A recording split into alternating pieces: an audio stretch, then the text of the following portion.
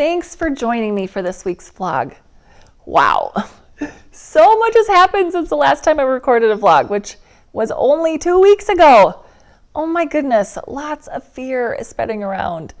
And so I thought it'd be important and relevant to do a vlog today to maybe help some of you get through this time and help you process what's happening. Now, fear is something that we all feel. And there are a lot of things that are causing fear right now, where the media is making us feel afraid. Coronavirus, I can talk. Stock market, politics, all these things are causing people to be afraid. And it's normal to feel this way.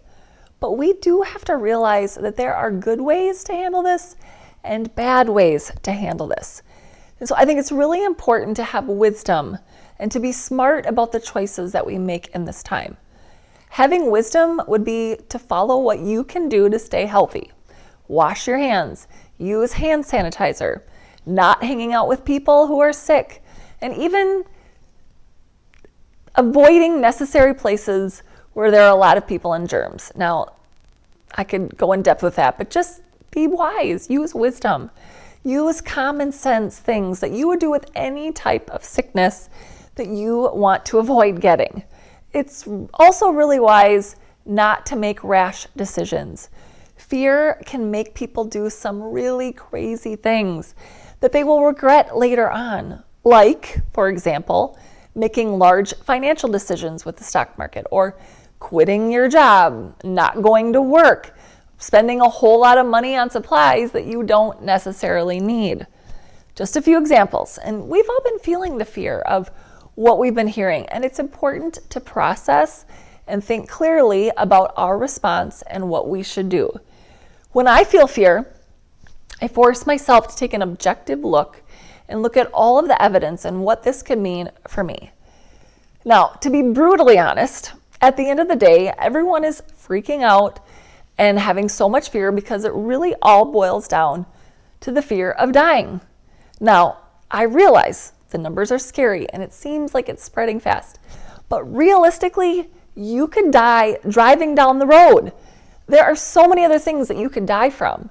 So with this being said, it's just trusting that by taking necessary precautions, that this will be contained, that all of these things will work through it themselves and we will make it through it.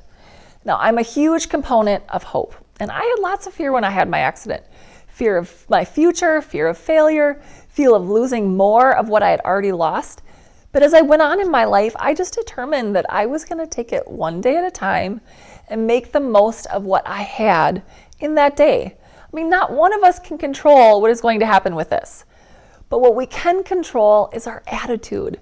Choose to be positive and just believe we're going to get through this.